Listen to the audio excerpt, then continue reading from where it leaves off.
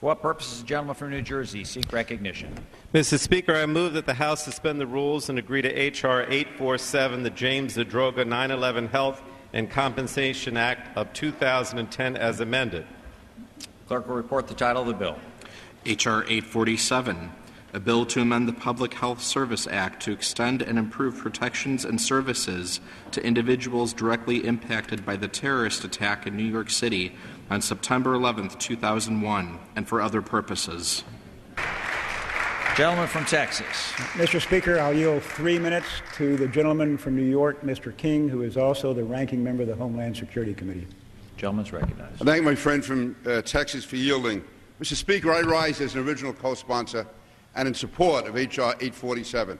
I have seen too many police officers, firefighters, and construction workers who responded to 9/11 who have pulverized glass in their lungs and toxins in their bloodstream and are dying one by one.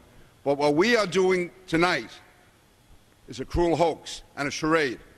Everyone knows that this bill will not get the two-thirds majority required on the suspension calendar. Everyone also knows that this bill would pass with a clear majority if the Democrat leadership would allow it to come to the floor under the regular procedures of the House.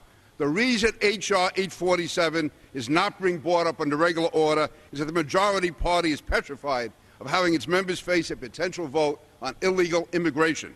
You can blame it on the Republicans, and I've been strongly critical of the Republican position on this issue.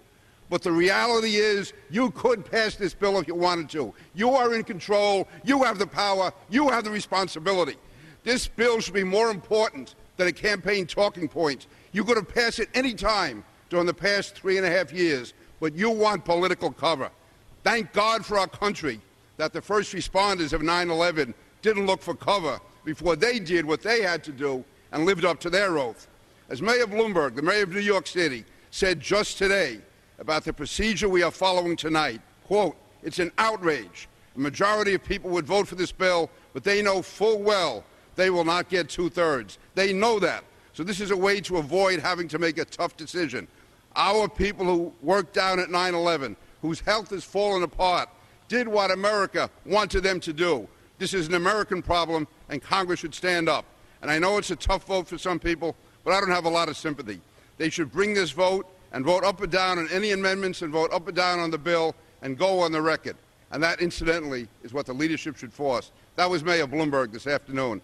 They say they want Republican support, yet they never consulted even one Republican before they made the corporate tax increase as the pay for.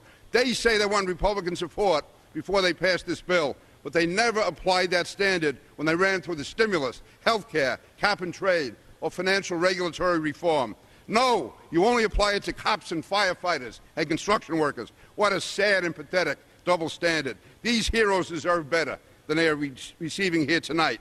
Now, no matter what happens on this vote, I will continue to do all I can to pass this bill as soon as possible in the future. And let me say, I look forward to continue working with Carolyn Maloney, who has always been honest, open, and direct. Mr. Speaker, this is a sad moment for this body, and I yield back the balance of my time.